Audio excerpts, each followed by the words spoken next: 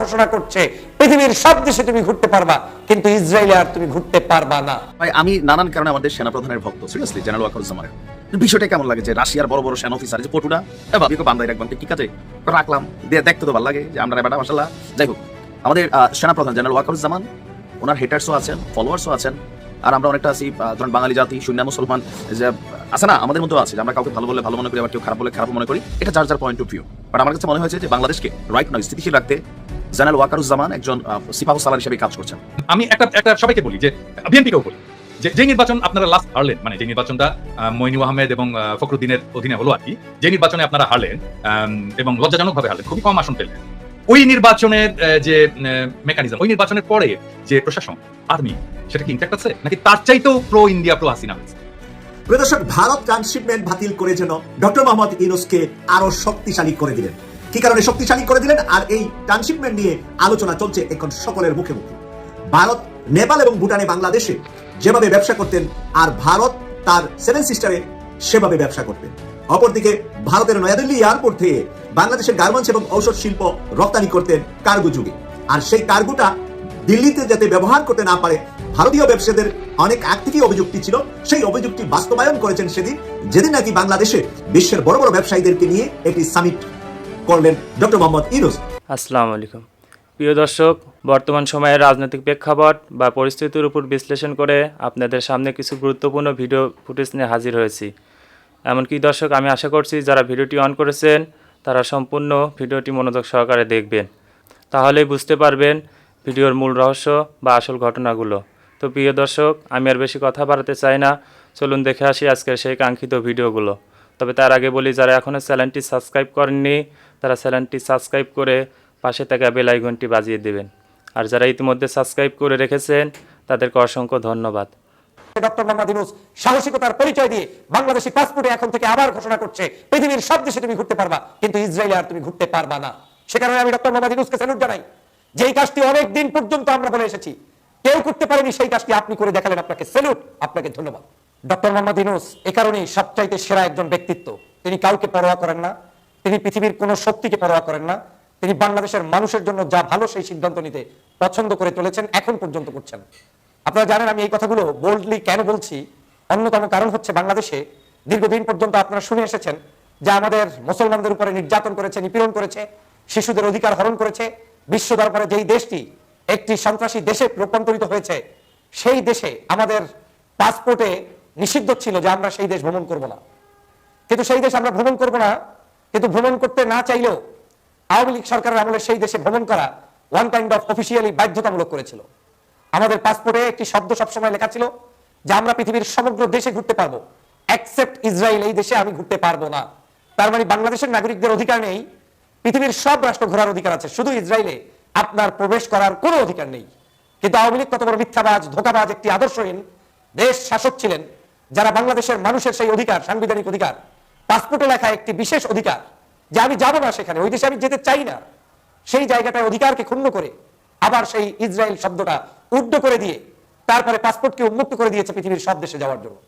এবং সেই সব দেশে যাওয়ার জন্যই আজকের বাংলাদেশের মধ্যেও বিভিন্ন দালাল সেট করে রেখেছে, যাতে তারা সেই দেশে আবার যায়, খেলখিলিয়ে ওখানে বসে ভিডিও করে, হাসে কিংবা আলোচনা করে, আবার জাতিকে তামাশা দেখায়। যাই হোক, আমি সে প্রসঙ্গে আলোচনা করতে চাই না। আজ বহুদিন পর আমরা বারবার, গত প্রায় যখন থেকে এই পাসপোর্টে সেই আওয়ামী লীগ ইসরায়েল শব্দ বাতিল করেছে, আমি শত শত টকশো করেছি, সেখানে আমি বারবার বলেছি এই শব্দ আওয়ামী লীগ নিষিদ্ধ করেছে। কিন্তু আওয়ামী লীগ যে এই শব্দটা ওখান থেকে উর্দু করে ফেলেছে, সেটা কোনো আওয়ামী লীগের নেতা আমার সাথে মানতেন না। সবাই বলতেন এটা প্রিন্টিং মিস্টেক হয়েছে, এটা একটা মিস্টেক, এটা একবার ছিল আর একবার আসবে না, এইভাবে করে টকশোতে তারা ধোঁকাবাজি করতো। কিন্তু পাসপোর্ট এটা মিস্টেকের জায়গা না, এটার পাসপোর্টের প্রত্যেকটি শব্দ, প্রত্যেকটি অক্ষর, এটা এমন একটি শব্দ এবং অক্ষর, এখানে কোনো বাড়তি কমতি দেওয়ার কোনো সুযোগ নেই। কিন্তু সেই মিথ্যাচারের আওয়ামী লীগের লোকেরা আমার সাথে বলতো ইসরায়েল শব্দটা এখনো উইদাউট ইসরায়েলি আছে, কিন্তু পাসপোর্টে আসলে এটা ভুলে বাতিল হয়ে গিয়েছে। আজ প্রমাণ হয়েছে ভুলে বাতিল হয় নাই। সরকার সেই সময় এই পাসপোর্ট থেকে ইসরায়েল শব্দটাকে নিজেরা বাদ দিয়ে ইসরায়েলের সাথে গোপন সম্পর্ক করেছে। সেখান থেকে তারা কি ক্রয় করেছে আপনারা নিশ্চয়ই জানেন। গোপন মেশিন ক্রয় করে আমার দেশে বিভিন্ন ধরনের তদন্ত করতে, গোপনে আমার দেশের স্বাধীনতাকামী মানুষদের বিভিন্ন চরিত্র হনন থেকে শুরু করে তাদের ব্যক্তিগত স্বাধীনতায় হস্তক্ষেপ করত। তারপরে আপনারা জানেন যে এই পাসপোর্ট থেকে তারা সেখানে তাদের নামটা উর্দু করে দিয়ে তাদের রাষ্ট্রের সাথে একটা গোপন সম্পর্ক চুক্তি করা শুরু করেছিল। তারপরে আপনারা এও জানেন যে আমাদের দেশে একদিনে পরপর দুটো বিমান ওই দেশ থেকে এসে স্বাধীনতার পর এই প্রথম যে আমার দেশের এয়ারপোর্টে আমরা জানি না বিনা অনুমতিতে সেখানে তারা নেমে সেইখানে স্টে করেছে, এমনকি ওয়ান নাইট স্টে করেছে সেই বিমানে কি ক্রয় করে তারা নিয়ে এসেছে আমরা আজও কিন্তু জানতে পারিনি। ডক্টর মোহাম্মদ ইউনূসকে আমি এই জন্য ধন্যবাদ জানাই যে ইউনূস এখন এই পাসপোর্টের ইসরায়েল শব্দটাকে আবার পুনর্বহাল করেছে। ডক্টর মোহাম্মদ ইউনূস সাহসিকতার পরিচয় দিয়ে বাংলাদেশি পাসপোর্টে এখন থেকে আবার ঘোষণা করছে পৃথিবীর সব দেশে তুমি ঘুরতে পারবা, কিন্তু ইসরায়েলে আর তুমি ঘুরতে পারবা না। সে কারণে আমি ডক্টর মোহাম্মদ ইউনূসকে স্যালুট জানাই। যেই কাজটি অনেক দিন পর্যন্ত আমরা বলে এসেছি কেউ করতে পারেনি, সেই কাজটি আপনি করে দেখালেন, আপনাকে স্যালুট, আপনাকে ধন্যবাদ। আমি এই জন্যই বলছি, বাংলাদেশের মানুষের আবেগ দেখুন, বাংলাদেশের মানুষের চিন্তা দেখুন। মাত্র গতকালকে আমরা বাংলাদেশের ঐতিহাসিক সোহরাওয়ার্দী উদ্যানে যে বিশাল সমাবেশ করেছি, এই সমাবেশে প্রমাণ হয়েছে, আমার দেশ পত্রিকার মজলুম সম্পাদক মাহমুদুর রহমান নিজে ইন্টারভিউতে আমার সামনে বলেছেন যে তিনি আশা প্রকাশ করছেন এই সমাবেশে কমপক্ষে 10 লক্ষ লোকের সমাগম, তার চেয়ে বেশি লোক হয়েছে। চিন্তা করে দেখেন তাহলে এই মানুষগুলো এসেছে কোন রাষ্ট্রের পক্ষে আর কোন রাষ্ট্রের বিরুদ্ধে? প্যালেস্টাইনের পক্ষে, স্বাধীনতার জন্য তারা এসেছে, এবং ইসরায়েলের সকল প্রকার অন্যায় অত্যাচারের বিরুদ্ধে তারা কিন্তু সেখানে মিছিল করেছে, মিটিং করেছে। এবং একদিনের মধ্যে আজকে ডক্টর মোহাম্মদ ইউনূস যে এই সিদ্ধান্ত জানিয়ে দিতে পারলেন, এটাই হচ্ছে একটি সরকার যখন জনগণের সরকার হয় তখন সেই সরকারের পক্ষেই এটা করা সম্ভব। ডক্টর মোহাম্মদ ইউনূস তো কারো কাছে বন্দী না, আপনার কাছে তেল দিতে যাবে কেন, আপনার কাছে পান দিতে যাবে কেন, আপনার পাও চাটবে কেন?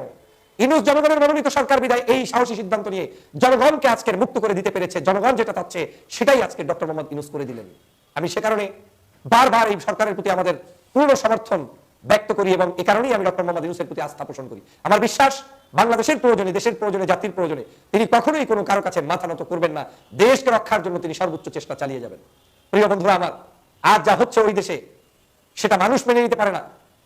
মানে ইচ্ছা করে করে মানুষের উপরে অত্যাচার, জুলুম, নির্যাতন, আরেকটি দেশ দখল করা, এটা কোনো সংবিধান, এটা কোনো বিশ্ব সভ্যতা, কোনো কিছুতে থাকতে পারে না। অতএব আমরা সেই জায়গায় আজ বিশ্বের কাছে যারা এতটাই খারাপ রাষ্ট্রে রূপান্তরিত হয়েছে তাদের রাষ্ট্রে আমরা আবার ঘুরতে যাব, দেখতে যাব, তাদের সাথে আমরা কূটনৈতিক সম্পর্ক করবো, মোটেও হতে পারে না। আপনারা জানেন তাদের সাথে আওয়ামী লীগের কূটনৈতিক সম্পর্ক আছে। সজীবদের জয়ের সাথে দেখা হয়েছে, ওদের সাথে মেন্দিস আমাদের সাক্ষাৎ হয়েছে, সজীবদের জয়ের মেন্দিস আমাদের নিজে সাক্ষাৎকার দিয়েছে।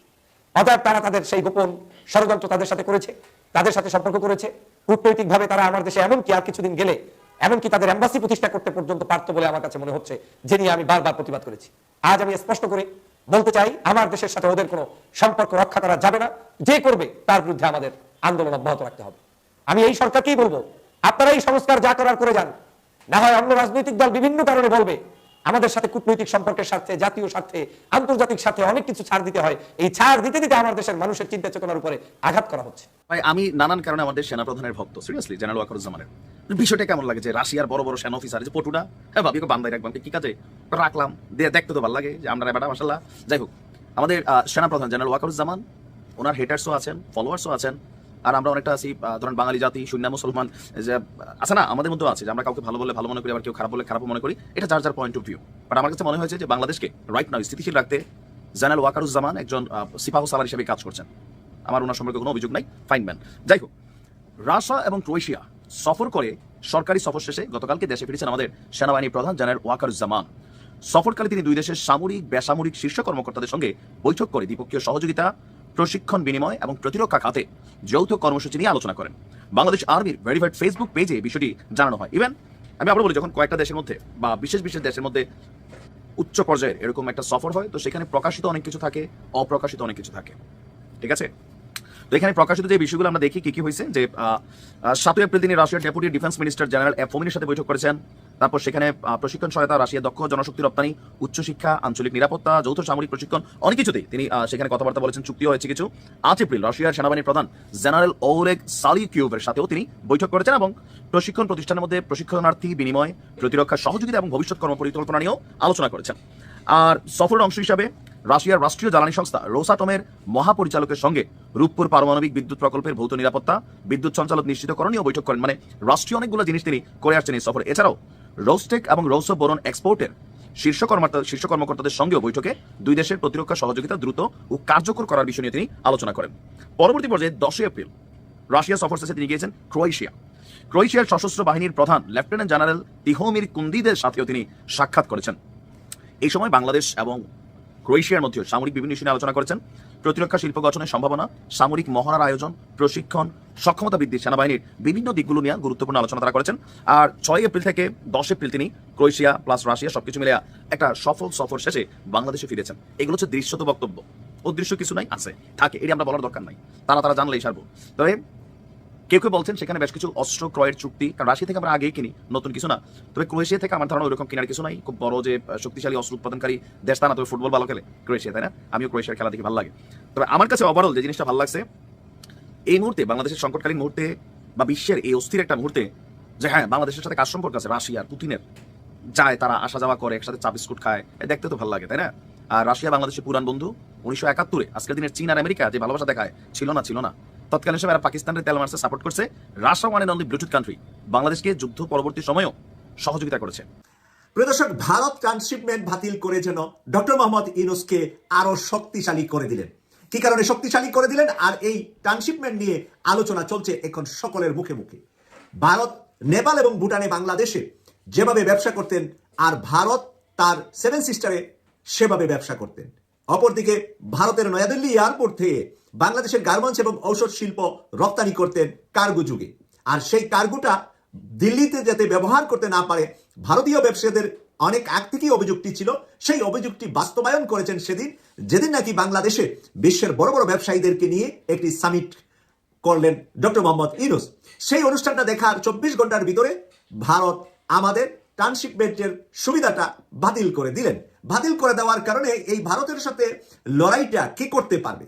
কে ভারতকে বুড়ো আঙ্গুল দেখিয়ে বাংলাদেশকে উন্নয়নের পথে নিয়ে যেতে পারবে, আমাদেরকে জাতি হিসাবে বিশ্বের মাঝে মাথা উঁচু করে দাঁড়ানোর মতো করে তৈরি করতে পারবে।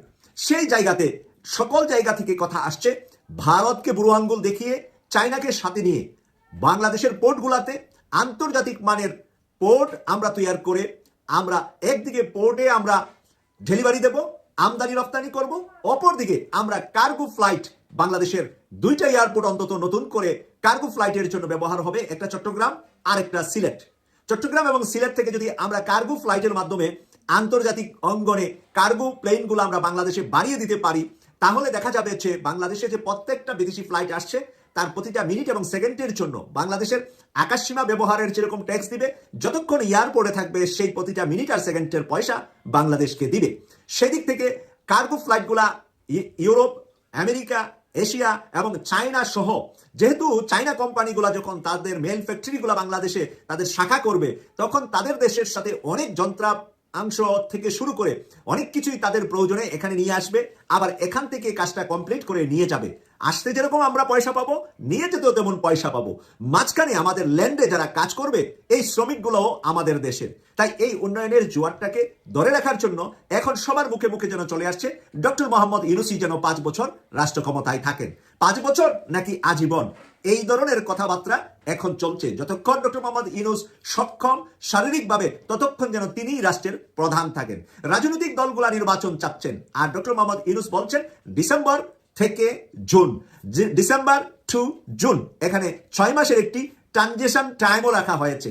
আপনি বলতে পারবেন না ডিসেম্বরে হলো না কেন, কারণ জুন পর্যন্ত টাইম দেওয়া আছে। জানুয়ারিতে হবে না ফেব্রুয়ারিতে হবে না মার্চে হবে, এরই মাঝে এটা যদি আগামী 1 বছরও ধরেন আমরা যদি আগামী 1 বছর পরে এরকম এপ্রিল মাসে নির্বাচন ধরি, তাহলে এই 1 বছরে ডক্টর মোহাম্মদ ইউনূসের জনপ্রিয়তা এখন আমরা দেখছি যে 50 থেকে 70 পারিয়ে 75% জনপ্রিয় ব্যক্তি হয়েছেন ডক্টর মোহাম্মদ ইউনূস, যাকে এককভাবে সবাই সাপোর্ট করেন। যারা নাকি নির্বাচন দ্রুত চান, তাদের দলের প্রচুর সাধারণ কর্মীরা ডক্টর মোহাম্মদ ইউনূসকে চান। তো এই জায়গাটা 100% হতে আমার মনে হয় ডিসেম্বরের বেশি সময় লাগবে না, যে বাংলাদেশের 100% মানুষ, 100% বলতে কি আর 100তে 100 হয়, হয়তোবা আমরা বলতে পারবো যে 95% মানুষের ম্যান্ডেট পেয়ে যাবে ডিসেম্বর পর্যন্ত ডক্টর মোহাম্মদ ইউনূস। বিদ্যুতের আগের মন্ত্রীদের বিষয় নিয়ে বহু কথা হয়েছে, বিদ্যুৎ বিল দেওয়া হয়েছে, বিদ্যুৎ পায় নাই জনগণ। সেই বিদ্যুতের ব্যবস্থাপনাটা এত কম সময়ে ভারতকে বুড়ি আঙ্গুল দেখিয়ে এবং ন্যায্য হিস্সা ভারত সবার কাছ থেকে আদায় করে জনগণকে এত দ্রুততম সময়ে উনি এরকম নিরবিচ্ছিন্ন বিদ্যুৎ দিতে পারবে, সেটা ওনার ক্যারিশমেটি ছাড়া কোনো রাজনীতিবিদের পক্ষে সম্ভব না। বিষয়টা এখন ক্লিয়ার। আমি আশা করছি সম্পূর্ণ ভিডিওগুলো মনোযোগ সহকারে দেখেছেন। সেই সাথে ভিডিওর কোনো তথ্য বা মতামত থাকলে কমেন্ট বক্সে জানিয়ে যাবেন। আজকের মতন এখানে শেষ করছি, ফিরে আসছি আগামী দিনে অন্য কোনো টপিকস নিয়ে। সে পর্যন্ত ভালো থাকবেন, আল্লাহ হাফেজ।